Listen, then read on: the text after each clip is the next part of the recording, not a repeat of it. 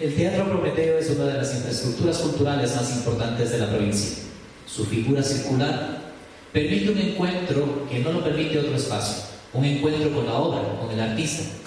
Por eso es uno de los espacios más queridos por bailarines, músicos, teatreros. Desde que en enero del 2022 el núcleo Pichincha de la Casa de la Cultura Ecuatoriana asume la administración, se inició un proceso de recuperación de esta infraestructura, que implica también un modelo de gestión para darle una identidad a este espacio. Mientras eso sucede, mientras nos preparamos para abrir las puertas, hemos generado este espacio para hablar desde la memoria, de quienes han hecho y construyen este espacio.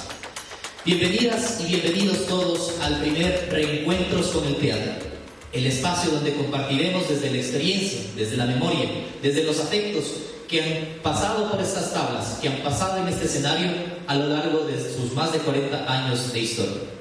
Soy Santiago Campos y el día de hoy les acompañaré como moderador de este primer encuentro, en el cual discutiremos sobre la historia y el valor arquitectónico del Teatro Prometeo. Tengo el honor de presentar a nuestras invitadas para el día de hoy. Nos acompañan, muy buenas noches, María Shayarina, buenas noches. Voy a empezar presentándolas. Shayarina Monar Arciniegas, doctora en Historia y Teoría de la Arquitectura por la Universidad de Barcelona. Es máster en Historia y Teoría de la Arquitectura, máster en Historia de la Cinematografía. Trabaja como profesora e investigadora titular a tiempo completo en la Facultad de Arquitectura, Diseño y Artes de la Pontificia Universidad Católica del Ecuador. También se desempeña como investigadora y productora de documentales sobre arquitectura moderna y de la ciudad. A mi otro lado, mi lado izquierdo, tenemos a María Samaniego Ponce. Ella es arquitecta de la Universidad Central del Ecuador. Ha ganado diferentes premios internacionales, como la Bienal de Arquitectura de Quito en 5 ocasiones, 2 veces nominada al premio Meister-Roll de Arquitectura Latinoamericana. Es finalista de la Bienal Iberoamericana de Arquitectura y Urbanismo de Montevideo y tiene una mención de honor en American Architecture Prize en 2017. Entre otros reconocimientos, además es docente de la Universidad San Francisco de Quito y de la Universidad de las Américas, conferencista, jurado, docente académica e investigadora en varios encuentros en Ecuador, Colombia, Bolivia, Brasil y Argentina. Actualmente es presidenta del Colegio de Arquitectos de Pichincha y del Ecuador en el periodo 2021-2023. Quiero darles la bienvenida a este espacio para conversar un poquito sobre la historia arquitectónica del Teatro Prometeo. No sé si comenzamos contigo, María. ¿Nos puedes contar un poquito cuál es la historia o por qué este espacio es icónico para la arquitectura moderna del país? Claro que sí, muchas gracias y un gusto. Un gusto estar aquí esta noche, es muy emocionante estar en este espacio y estar ahora en el escenario de este espacio. En la arquitectura, en la universidad, en los estudios que hacemos siempre, estudiamos el Teatro Prometeo porque es una obra icónica y muy representativa del periodo moderno de la arquitectura de Quito. Y bueno, muchas gracias a ustedes, a la Casa de la Cultura Núcleo de Pichincha, por la invitación y también por ponerle interés a este edificio, en recuperarlo y en que sea nuevamente una parte importante de la cultura de la ciudad. Yo creo que he traído una presentación porque creo que es importante poner en contexto de qué es lo que sucedía en la arquitectura de la ciudad cuando se construyó este edificio, el edificio del Teatro Prometeo de la Casa de la Cultura. Y es hacer un panorama, un recorrido rápido, voy a intentar hacerlo rápido, de qué es lo que sucedió en la arquitectura moderna en este periodo y un poquito antes para entender qué es lo que pasaba. Como ustedes saben, como sabemos, Quito fue declarado Patrimonio Cultural de la Humanidad en 1978 y en 1978 sí, destacando ahí la importancia de que contenía el centro histórico más extenso y mejor preservado de la América Española. Sin embargo, después de 40 años de esta declaratoria, llama ahora la atención que existe en la ciudad y en el país otra producción arquitectónica relevante que también está en el centro histórico, que no es solamente la arquitectura colonial, y es de la producción arquitectónica moderna, ¿no? Lo que se llama la arquitectura moderna, que también representa un periodo muy importante de la historia de nuestra ciudad y que no ha sido lo suficientemente valorada. ¿Podemos empezar con la presentación, por favor? Entonces, como les comentaba, voy a intentar hacer una pasada muy rápida de lo que precedió a la arquitectura moderna. Por ejemplo, en el periodo neoclásico, en inicios del siglo XX, la ciudad de Quito estaba caracterizada por esta arquitectura neoclásica, que es una arquitectura monumental. Con la llegada del ferrocarril a inicios del siglo XX, Quito comienza una nueva etapa de su vida urbana, ya que la integración con el puerto de Guayaquil brindaba nuevas perspectivas en el campo comercial y en el campo industrial. El estilo neoclásico, que es el que se ve ahí con el antiguo Banco Central, la antigua universidad, el pasaje Royal, que ya no existe, era la representación de esta modernidad de inicios del siglo. Esta arquitectura fue hecha principalmente por arquitectos europeos, arquitectos ecuatorianos que estudiaban en Europa principalmente. La siguiente. Más adelante, en las finales del siglo XX, de la 1920 e inicios de la década de los 30, comienza a aparecer esta arquitectura ecléctica, que es una mezcla de diferentes estilos, los neos, los que se llaman neomudéjar, neobarroco, neocolonial, que es un rescate de arquitectura clásica, rescate o reinterpretación de la arquitectura clásica, y se la ve en estos palacetes, que sigue siendo una arquitectura muy adornada, ¿no es cierto? Una de estas es la casona, la casa antigua de la Casa de la Cultura, que tiene un estilo neocolonial que intentaba recuperar esta arquitectura tradicional de la sierra, principalmente del Ecuador. La siguiente. Más adelante comienzan ya a aparecer las primeras muestras de la arquitectura moderna, una arquitectura que ya se despoja de sus ornamentos, tiene ciertos tintes del Art Nouveau o del Art Deco, como por ejemplo el edificio de la Previsora, que está en la Plaza Chica, que fue durante mucho tiempo el edificio más alto que tenía la ciudad de Quito, o el Teatro Bolívar, o la Panadería Royal con su gran fachada de ladrillo visto. Siguiente. La arquitectura protomoderna, que es los primeros indicios de la arquitectura moderna, una arquitectura que ya se despoja de las cubiertas inclinadas, ya no nos deja ver estas grandes cubiertas de teja, no hay aleros, vanos mucho más grandes, ¿no es cierto?, ventanas que permiten más luminosidad, y arquitectura mucho más horizontal, más recta, ¿no? Esas son un poco las características de esta arquitectura. Y así comienza a aparecer ya la arquitectura moderna como tal en la década de 1940, en la que, bueno, es una corriente mundial que comenzaba a aparecer también aquí en la ciudad de Quito, con algunos preceptos que son los que le distinguen, como por ejemplo la simplificación de las formas, la eliminación de detalles, uso de nuevos materiales como el hormigón, uso de nuevas tecnologías, y este precepto de que la forma sigue la función, es decir, el edificio tiene que representar exactamente lo que contiene. En la década de los 40 tenemos la presencia de un arquitecto uruguayo, el arquitecto Jones Odriozola, que hace el primer plano ordenador de la ciudad de Quito, el Plan Jones de 1942, y ya dibuja pues cómo iba a ser el crecimiento de la ciudad de Quito. Se propone que al sur sea la zona industrial y los barrios obreros, el centro cívico en el límite norte del centro histórico, como un nudo o un enlace entre la ciudad vieja y la ciudad nueva residencial, la zona deportiva y recreacional al norte, o sea, ahí se establece el Parque La Carolina, se establece dónde iba a estar el Estadio Olímpico Atahualpa, y el centro histórico lo destinaba como centro cultural y religioso e institucional.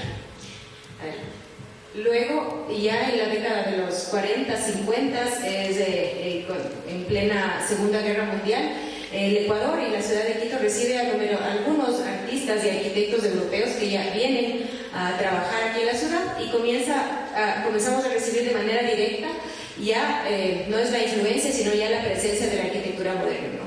Es estas residencias que se muestran aquí, que se las puede ver totalmente europeas y que se mantienen todavía aquí en la ciudad de Quito hasta el día de hoy. Es importante anotar también la formación de la Facultad de Arquitectura de la Universidad Central y la presencia de otro arquitecto uruguayo, que es de Gato Sobral, que forma la Facultad de Arquitectura de la Universidad Central, la primera Facultad de Arquitectura, y diseña el campus de la Universidad Central, que es otro de los íconos de la arquitectura moderna que tenemos en la ciudad. Comienzan así a aparecer ya edificios totalmente modernos, residencias, y estos arquitectos que y ya son arquitectos ecuatorianos que estudian en el extranjero y que regresan también con una arquitectura moderna ya de primera mano, digamos, y comienzan a hacer una arquitectura moderna, pero ya apropiándose un poco más apropiada a lo que es la ciudad de Quito, el Colegio San Gabriel, el Club Buenavista, el antiguo Quito Tenis, la Iglesia Luterana, son muestras muy claras de esto, ¿no? De la arquitectura moderna ya que empieza a ser apropiada acá. También se planifican los nuevos barrios, el barrio de la Villa Flora, por ejemplo. Son planes de viviendas que tenían en base a los conceptos de ciudad jardín. También se pueden observar hasta ahora este diseño urbano, que es un diseño urbano moderno. Comienzan a aparecer estos edificios, supongo que ya les van a sonar más conocidos, son los edificios modernos que están implantados en el centro histórico. Son edificios que llaman la atención porque destacan dentro de una morfología más bien uniforme de una arquitectura republicana, arquitectura colonial. Esto sucedió porque en ese momento todavía no estaba protegido el centro histórico, todavía no había sido declarado como Patrimonio Cultural de la Humanidad, y se comenzó a introducir la modernidad, lo que en ese momento se apreciaba como modernidad, y son estos edificios altos, ¿no es cierto?, que son de 7, 8 pisos, y que refleja esta necesidad o esta aspiración de la arquitectura moderna, de que la ciudad comience a ser una arquitectura moderna. También la 11ª conferencia conferencia de cancilleres, que iba a desarrollarse en 1962, en la ciudad de Quito, que lamentablemente no sé si lamentablemente, pero no se llegó a dar, produjo que se construyan unos edificios que son tal vez el mejor ejemplo de arquitectura moderna de la ciudad. Fueron 9 edificios de infraestructura: el Hotel Quito, la Residencia Universitaria, Aeropuerto de Quito y Guayaquil, la Cancillería. Había recursos económicos en la ciudad, había esta necesidad de recibir a estas delegaciones de cancilleres que venían de todos los países de América, y se hicieron estas obras que son el legado de la arquitectura moderna que mantenemos. Aquí voy a ir más rápido. Arquitectura bancaria, que ya comienza a establecerse en lo que era el norte de la ciudad, en la zona de la Mariscal, el Ejido, la Alameda, Banco Central, el edificio del IES, uno de los edificios también mejor resueltos dentro de la arquitectura moderna, un ícono también. Edificios de vivienda, de departamentos, que eran como los primeros que se hacían. Residencias con mucha influencia del arquitecto francés-suizo Le Corbusier. Había siempre una relación directa de lo que sucedía en Europa, arquitectos que venían, viajaban, regresaban y plasmaban en su arquitectura lo que veían, arquitecturas de volúmenes muy sobrios, con grandes paños de vidrio. Adelante.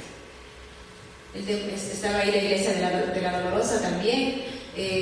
Y bueno, poco a poco la arquitectura moderna comienza a hacerse arquitectura menos internacional y más quiteña, más ecuatoriana.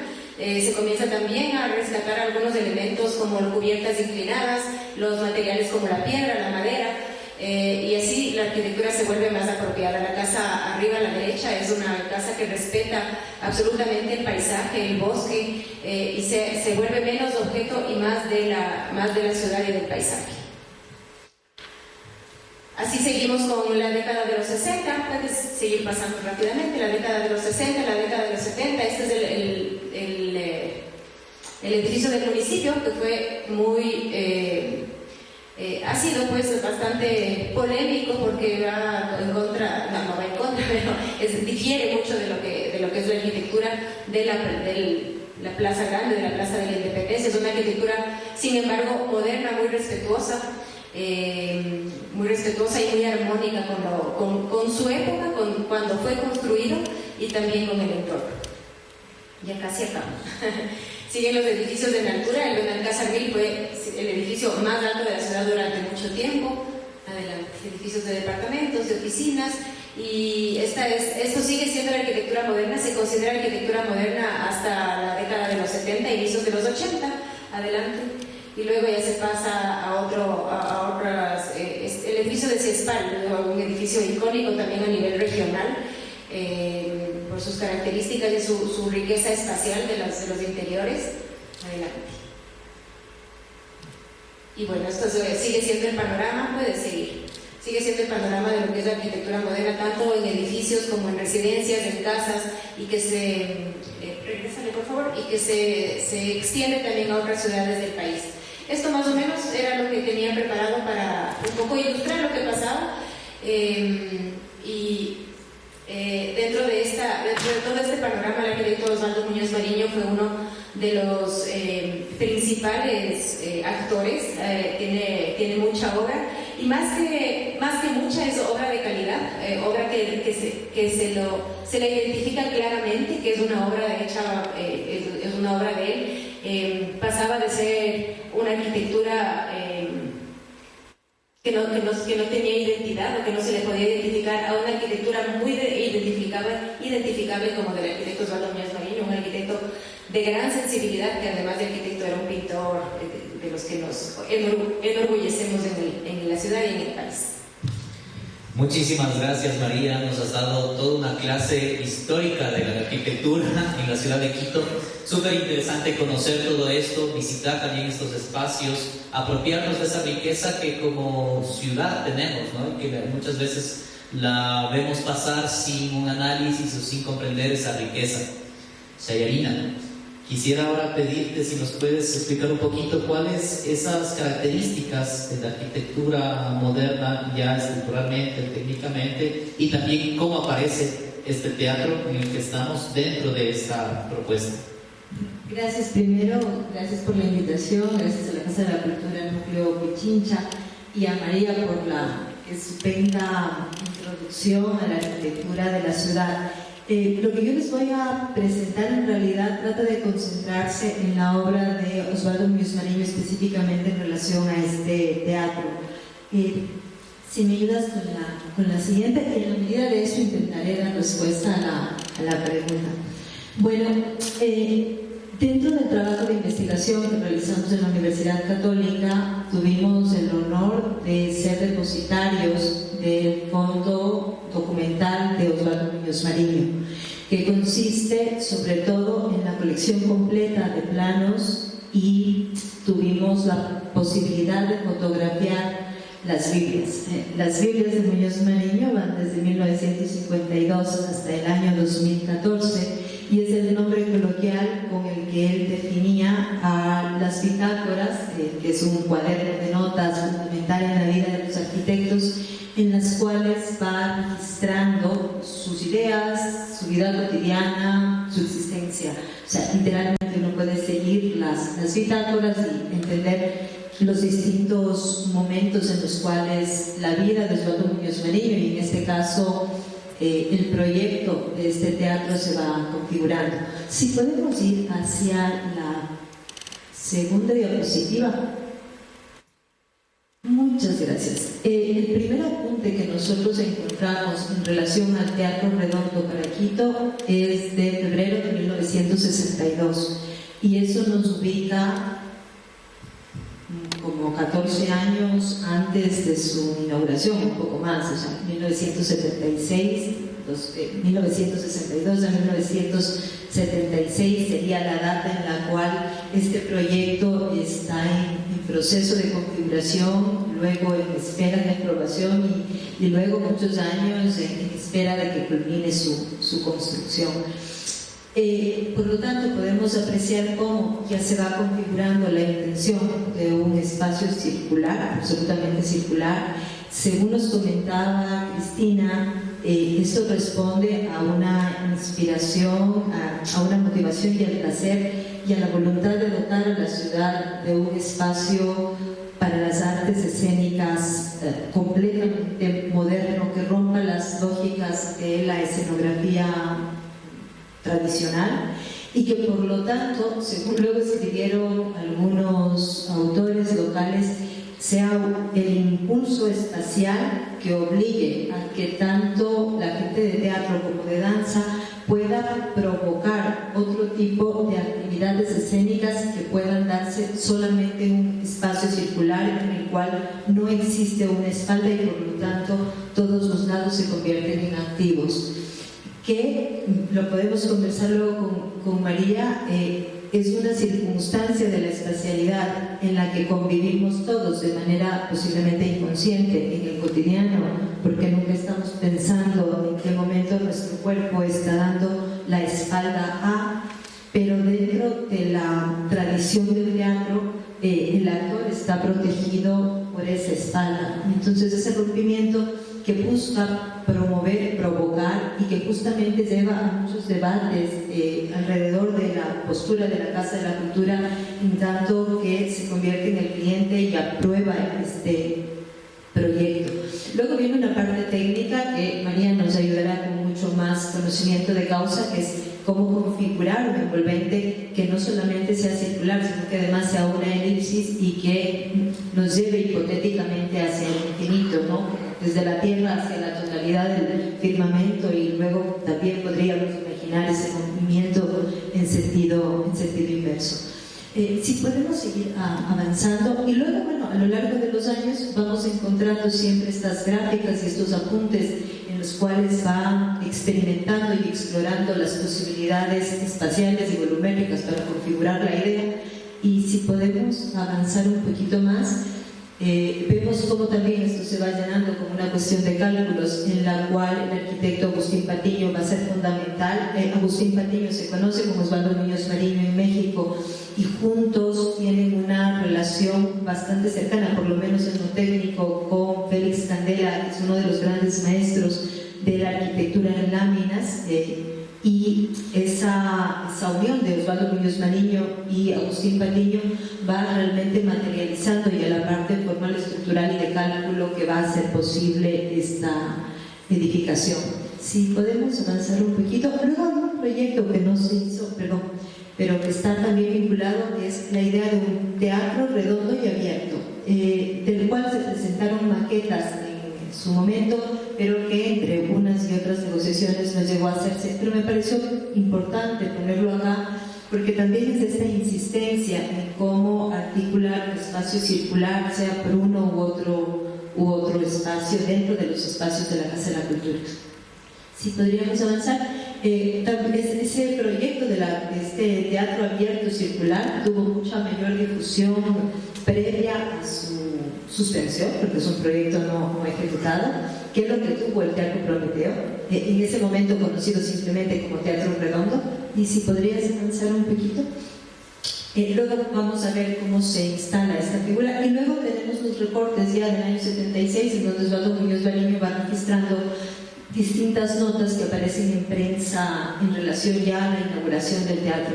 Me llamó la atención que en las notas que él recoge están exclusivamente las de últimas noticias, y eso llama la atención porque en ese momento el Comercio tiene una sección para arquitectura y urbanismo, y era el lugar en el cual la ciudad celebraba, ponía en palestra las nuevas obras que se inauguraban. Así que llama la atención que no esté en ese medio de comunicación de primer nivel, sino en uno importante para la ciudad como últimas noticias, sin duda con mayor posibilidad de despliegue a nivel ciudadano, pero que la jerarquía de los medios de prensa tiene otra ubicación. Una fotografía que encontramos también de Osvaldo Muñoz Mariño, que en la nota pequeñita dice que fue tomada el día de la inauguración del teatro, y tenemos las mismas butacas que podemos ver hoy. Y si avanzas un poquito más, las invitaciones que se hicieron para ese evento, y un documento que entiendo debe estar en su versión completa dentro de la Casa de la Cultura, que es este Teatro Noticias de marzo del 77, en donde todos los artículos que están dentro narran, analizan, estudian la situación de un teatro redondo. Así que ese será material que ustedes lo tienen. Me he limitado simplemente a poner la carátula que está dentro. Es un cuadernillo dentro de los grandes cuadernos que maneja Muñoz Mariño. Y luego de los planos que nosotros tenemos registrados en alta calidad 3 por el momento. Estamos todavía haciendo un proceso de registro de las planificaciones, y en se puede ubicar en la parte superior la forma circular y el polígono que ocupa actualmente la área administrativa, la forma del edificio de la casona, un edificio que no existe, que sería el que está dibujado en el lateral derecho, de un edificio en altura que ocuparía una parte de lo que es actualmente el edificio de los espejos, ¿no? Y este gran, inmenso teatro circular que ocuparía toda la parte interior de lo que actualmente entiendo es uno de los espacios fundamentales del Ágora en la Casa de la Cultura.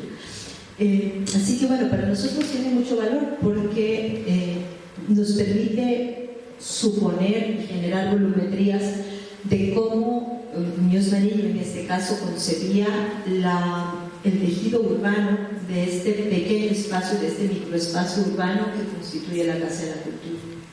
Si podríamos avanzar con el siguiente y luego vamos a analizar con María mucho más detalle condiciones planimétricas de planta, ubicación de butacas, distribución de áreas, y tenemos uno más que está a continuación, que también en el cual se puede ver cómo se hace toda la distribución y los cortes y la parte técnica, que en eso María con mucha más experticia nos va a deleitar sin duda.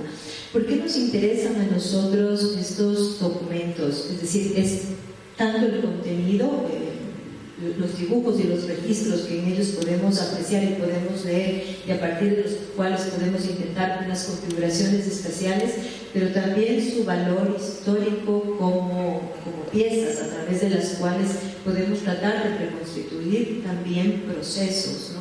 Entendemos que el valor de esta edificación no solamente es la constitución formal que tiene en sí misma, sino todo el entramado sociopolítico y cultural que a lo largo de más de 10 años le va dando sentido y le permite tener un lugar en la ciudad que a la vez se articula como un punto para una actividad cultural, pero también para un pensar y un reflexionar sobre la espacialidad, sobre la arquitectura, sobre la ciudad, sobre la configuración y la relación con la ciudad, dentro de la ciudad, de este espacio, con el parque que está enfrente, y como decía María, dentro de la carrera y dentro de la formación de los arquitectos, una pieza que nos permite profundizar en condiciones técnicas, espaciales muy propias de la arquitectura, con altísima calidad, con lo cual también se rompen los mitos de una ciudad que carece de arquitectura moderna, cuando en realidad contamos con piezas como estas que nos permiten una profundización que muchas otras ciudades también quisieran tenerlas, ¿no? Y eso me parece fundamental, poner en valor la calidad espacial de la arquitectura local que se produce tanto como piezas de ciudad y como espacio de estudio. A ti, Shayarina, muchas gracias. Tengo que confesarles que estoy súper emocionado de toda esta información. Es como tengo un montón de preguntas y me parece así como tantas ideas, ¿no? Como artista también estar en este espacio, conocer que existe todo un proyecto arquitectónico detrás de lo que ahora vemos. Y quiero contarles y agradecerte también, Shayarina, porque nos has traído una sorpresa increíble. Tenemos unos planos originales del teatro, no sé si los podemos pasar a ver por este lado, y que nos puedas contar un poquito más cómo es que funciona ya técnicamente, cuáles son las características estructurales. Capaz tú, María, sobre esto, ¿qué podemos ver? No sé si podemos poner un poquito la presentación, la otra parte de la presentación que tenía, porque también creo que es necesario contextualizar qué pasaba y cómo surge. Dentro de todo este periodo de la arquitectura moderna, puedes regresarte un poquito a la foto del arquitecto Muñoz Marín. Hubo una corriente o un interés de algunos arquitectos, de algunos ingenieros que tenían ese interés de hacer, se le llama las innovaciones tecnológicas. ¿Puedes pasarme, por favor? Entonces, además voy a regresar un ratito, porque ya vi esta lámina. El arquitecto Osvaldo Muñoz Marín tuvo algunas, esta es una de sus vastas obras, y este es un proyecto que se hizo un concurso para hacer el edificio del municipio, el edificio que lo veíamos también en otras láminas, Y este fue un concurso, fue el proyecto más innovador que se presentó en el concurso del arquitecto Osvaldo Muñoz Marinho. Él venía de México con un conocimiento de primera mano de lo que era el estilo internacional y la arquitectura moderna, y presenta este proyecto que, claro, paró los pelos de punta a muchos de los ciudadanos y de los políticos que vivían en ese momento en Quito, porque era totalmente innovador, nada visto en ese momento.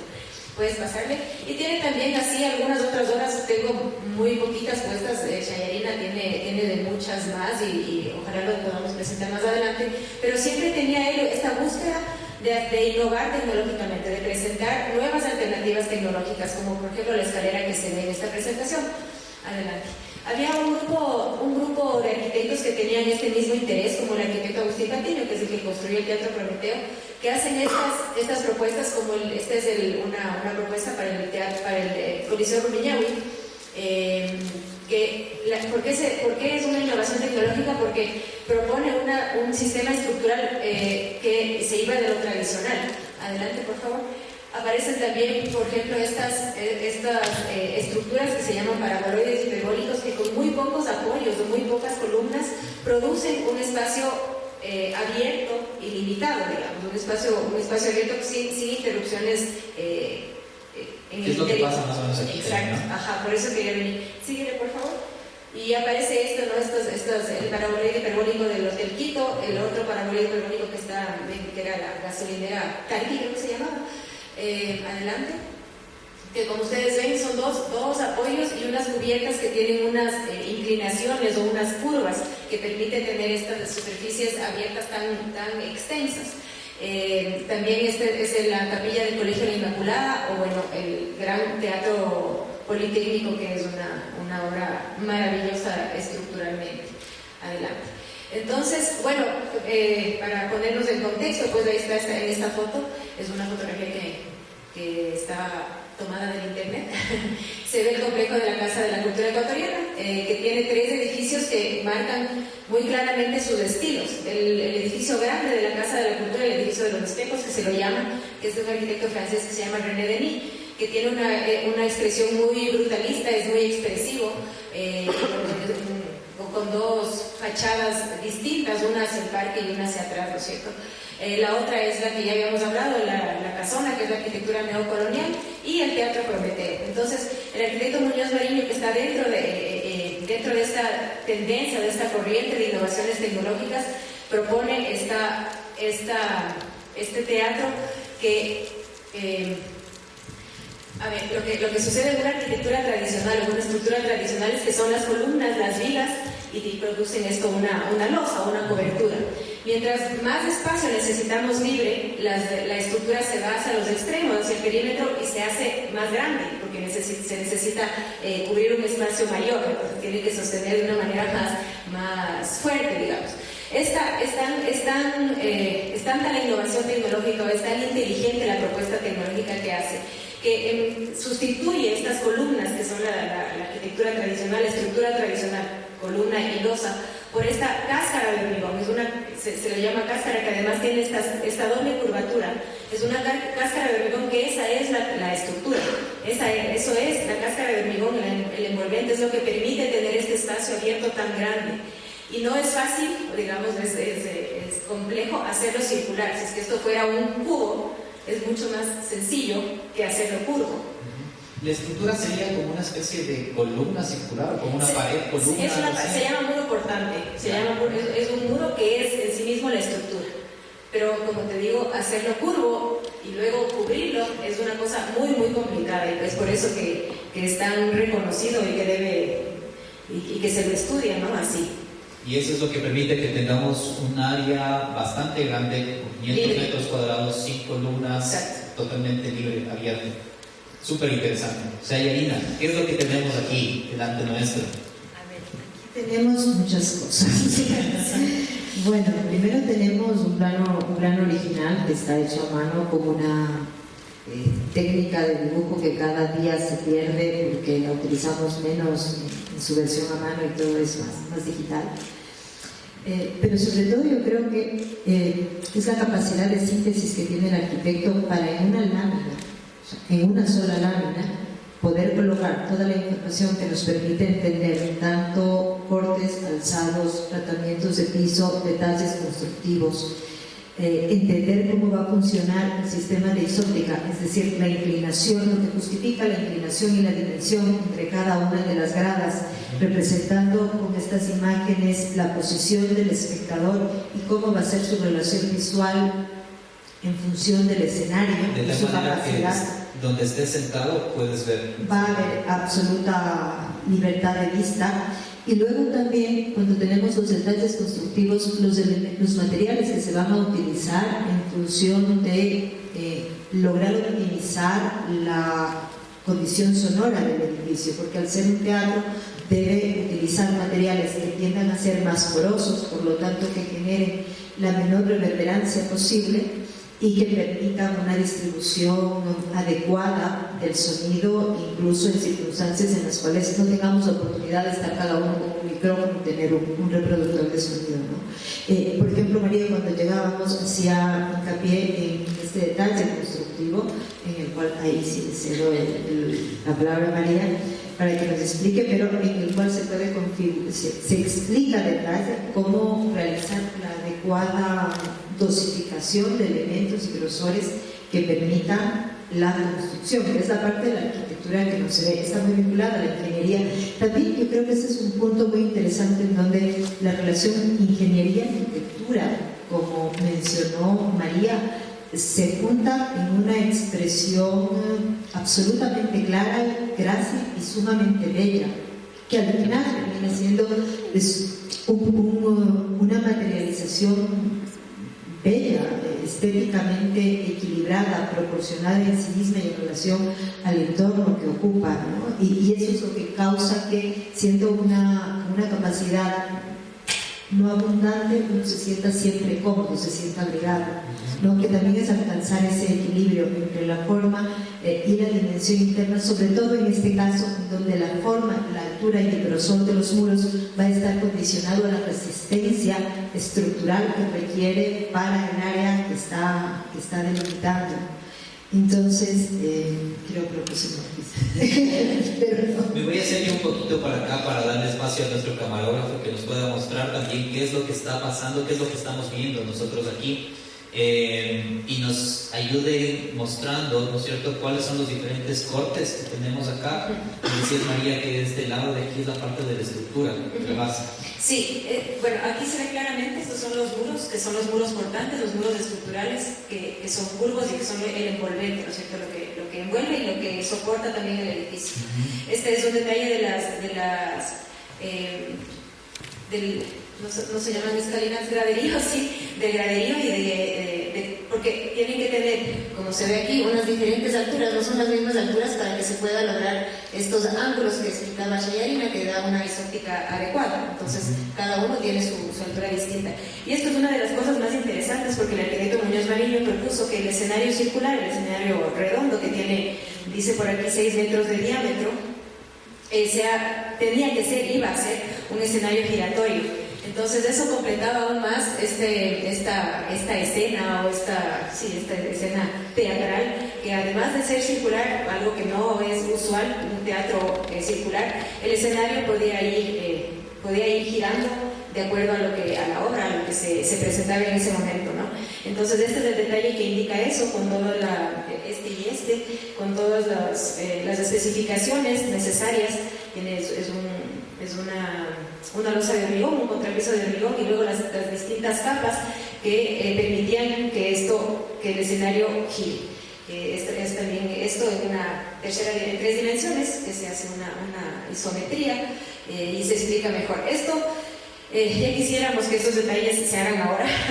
Eso ya no se hace, un dibujo así ya no se hace. Las cosas se dan por sentadas y no nos damos los arquitectos el trabajo de generar este tipo de detalles. Como decía Shayarina, esto no es solamente un plano técnico, es un plano que expresa mucho, ¿no? Expresa el momento, la sensibilidad del arquitecto, la estructura, la capacidad, la disponibilidad de los materiales y de la estructura que existía en ese momento. Entonces Esto es hecho a mano, ¿no es cierto? ¿De qué año es el plano que tenemos aquí? El registro nos indica que es de abril del 66.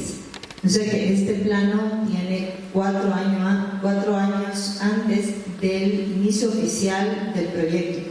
Entonces es interesante porque es una obra que tiene tiempo para madurar. O sea, si el primer apunte es de 1962, una década está dando la vuelta en la cabeza del arquitecto, y eso sin duda le permite que cuando llegue el momento de generar los planos finales de ejecución, pueda controlar cada uno de los momentos espaciales que debe registrar en su dibujo para lograr la totalidad, materializar al máximo su ideal espacial, que es algo que se puede observar no muy a menudo. Generalmente el arquitecto tiene poco tiempo, ¿no? Son límites muy exactos, pocos meses, trabajo muy intenso que luego pasa a manos del constructor. En cambio, esto es la posibilidad de un proyecto muy pensado, muy digerido, muy elaborado. Y eso también se siente en la mano, cuando uno mira el tipo de trazo, el detalle que le pone. O sea, hay muchas cosas, en principio, con esto era suficiente desde el punto de vista constructivo, pero no, además tengo que demostrar cómo se va a ver, porque estoy indicando los diferentes materiales, el tipo de porosidad que cada uno tiene, por lo tanto estoy diciendo cómo eso va a reaccionar con el sonido y otros elementos, ¿no? Recordemos también que para quien no conoce, el arquitecto Osvaldo Muñoz Mariño también es un gran artista, ¿no es cierto? Es un acuarelista, existe la fundación, el museo con toda su obra, con gran parte de su obra. Entonces, creo que eso también influye en el tipo de planos que tenemos, ¿no? Hay la mano de un artista que está no solamente diseñando, pensando en el espacio, sino también pensando en cuidar los detalles en el plano, en la estructura. Hemos conversado muchísimo sobre la estructura, me parece como súper interesante reconocer el valor que tiene este espacio. Y quisiera ahora también preguntarles, ya nos comentabas un poco, Chayarina, ¿qué es lo que genera distinto este espacio? ¿No es cierto? El hecho de que sea circular invita a que las prácticas artísticas que aquí se dan tengan otra dinámica, tengan como, rompemos esta cuarta pared, rompemos esa imagen de un teatro a la italiana, donde está el actor al frente y el público a un lado, y aquí estamos como en un espacio de convivencia, de encuentro. ¿Cómo lo podemos ver eso desde la arquitectura? ¿Qué plantea, ¿no es cierto? ¿O cómo se diseña esta idea de circularidad pensando también en lo que puede pasar después? A ver, yo creo que la buena arquitectura es la que se diseña siempre pensando en el después, pensando en lo posible e imaginando los posibles. Y una de las intenciones que entiendo tiene Muñoz Mariño cuando plantea esto es imaginar un posible distinto. Como decía María, Muñoz Mariño tiene los proyectos más innovadores de este país. En algún momento, corte comercial en la Católica, si hay interés, nos encantaría poder mostrar toda la colección. Todos los planos, la mayoría no construidos, son unos proyectos de una inventiva, un riesgo, una voluntad de experimentar a nivel tecnológico y formal muy potente. Y siempre planteando un reto. Yo creo que una de las cosas que queda clara en la espacialidad del teatro es esa voluntad de confrontar al otro, de confrontar al espectador, pero también confrontar al que está generando el espectáculo para el espectador, y también una posibilidad de verse y de verse reflejado. O sea, el hecho de no poder cuidar la espalda o siempre sentir que hay algo en tu espalda, creo que también nos deja en esa circunstancia en la que somos vulnerables, y desde la vulnerabilidad del sabernos observados, actuar e interactuar con los otros. Y si eso sale a otra escala, a una escala nacional, sería interesante poder sentirnos todos vulnerables a la mirada de los otros, porque de pronto nuestros haceres y nuestras acciones serían otras, ¿no? El espacio cuando oculta genera también esa posibilidad de ocultar. La arquitectura moderna es una arquitectura, siempre se dice, ¿no? La arquitectura moderna es transparente, y la voluntad de la transparencia formal es el dejar mirar, ser claro, ser ser honestos. Y yo creo que eso es lo que está llamando este espacio, ¿no? Es una escala pequeña en relación a la escala ciudad, los edificios que tenemos en la avenida Patria, y desde su escala yo creo que nos reta eso, ¿no? A ver qué pasa cuando no tienes dónde esconderte. Creo que esa es la maravilla de la arquitectura, ¿no es cierto? No solamente diseñar el espacio, sino también el habitar el espacio. ¿Qué nos puedes decir al respecto de esto? Y antes de darte la palabra, María, quisiera contarles que tenemos una invitada súper especial al día de hoy, que nos está aquí acompañando y que vamos a conversar con ella en un momento más, que es la viuda del arquitecto Osvaldo Muñoz Mariño, con quien vamos a conversar justo sobre su vida y sobre la experiencia de compartir también con esta mente creativa, con este artista que diseñó, que pensó en ese hábitat distinto de la arquitectura. María. Y creo que el arquitecto Osvaldo Muñoz Mariño, además de una persona muy rigurosa en lo que hacía, no solamente cuando era arquitecto, sino también cuando era artista, de un rigor envidiable, era también un provocador, digamos. Nunca estaba, yo creo, en la arquitectura, nunca estaba tranquilo, nunca estaba conforme, nunca estaba pretendiendo seguir lo que los otros hacían o lo que se hacía. Siempre había una provocación. Eso se muestra en el concurso del edificio del municipio, y eso se muestra también aquí. Digamos, hay formas más fáciles de resolver esto, formas más tradicionales de resolver un teatro así, pero no, él quiso hacerlo, quiso innovar, quiso provocar, quiso poner una pieza de esta naturaleza en la ciudad. Y también es importante, yendo también a tu pregunta, que no lo hacía de una manera de tener un objeto escultórico o de que sea una cosa que llame la atención o que se convierte en un ícono. El ícono se ha convertido por lo valioso que es, sino siempre pensando en el usuario, ¿no? Las personas que iban a estar aquí, lo que decía Shayarina, en los espectadores, en los artistas, generando otra experiencia, no la experiencia tradicional, no lo que estábamos acostumbrados. El teatro circular o el teatro arena es un modelo de la arquitectura clásica, digamos, griega, pero él piensa, se va ya, se traslada ya y dice, esto es lo que necesitamos, esto es lo que tenemos que hacer, hagámoslo en Quito. Y por qué no, sin miedo, ¿no? Sino con este ánimo de hacerlo, hay que hacerlo y busquemos la forma de hacerlo. Chévere, muchísimas gracias. En este momento quisiera que pasemos a conversar con nuestra invitada súper especial para esta noche. Ella es Cristina Checker. Cristina, por favor, si me acompañas por acá. Por favor, muchísimas gracias por acompañarnos.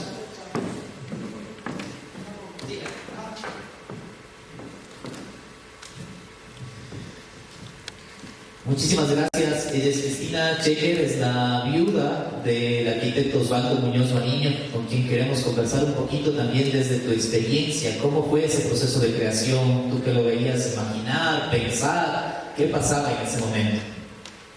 Muchas gracias por la invitación. Yo me siento muy agradecida de que estén reconociendo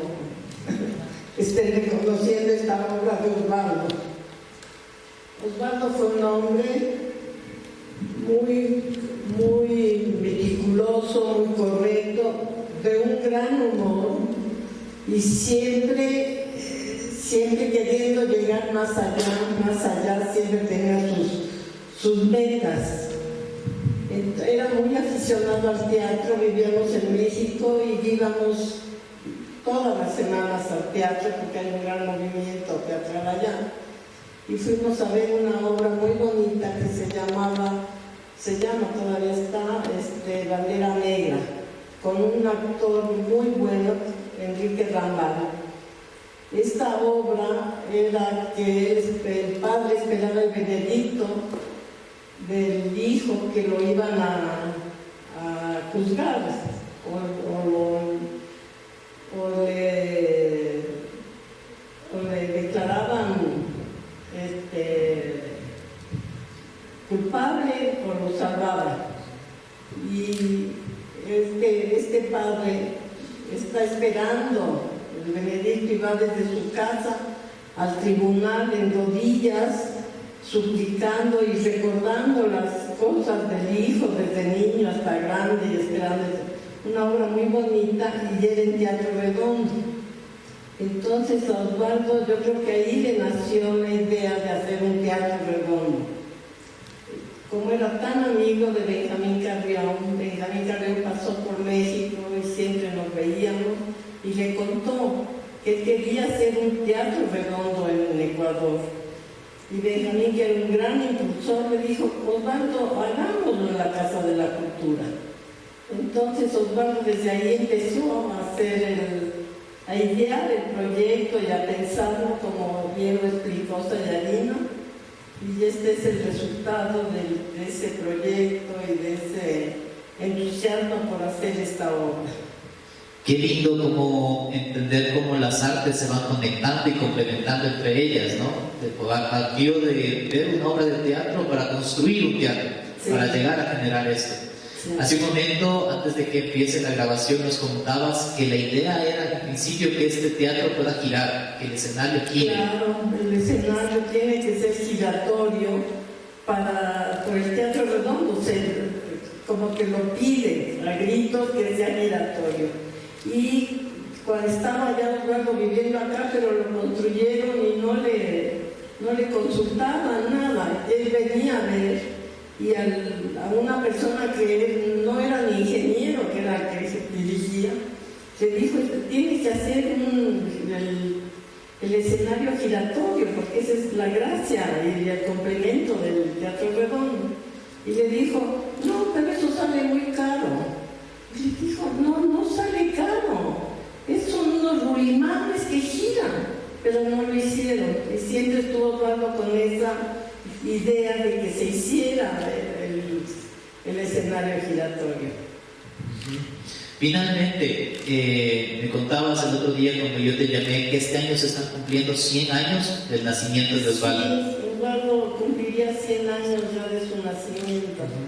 Desde la Fundación Muñoz Mariño se ha pensado cómo construir. Sí, quiero hacer una exposición con sus obras de los 4 continentes que él dibujó, que pintó, y me gustaría que la gente lo conozca eso y hacerle ese homenaje.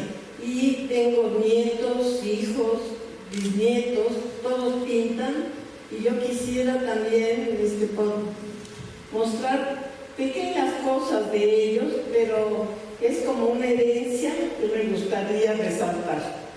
Sí, sobre todo conocer la herencia, la tradición de esas personas que han marcado como hitos en la historia, ¿no es cierto?, de nuestra ciudad, por su sensibilidad, por su capacidad de pensar más allá de lo establecido, y que nos han brindado este espacio maravilloso en que ahora estamos conversando. Cuenta también con el núcleo Pichincha para poder generar estos espacios, para poder ampliar, para dar la difusión que esto requiere.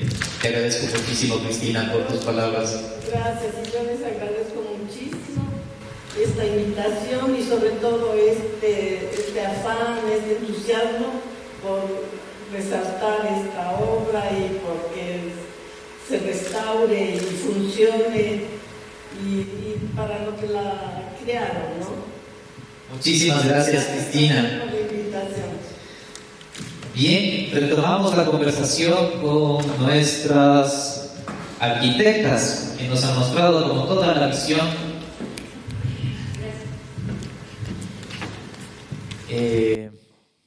Para ir concluyendo, desde su experiencia, ¿cómo han habitado ustedes tal vez este espacio? ¿Cuándo lo conocieron? ¿Cómo fue la primera vez que llegaron acá?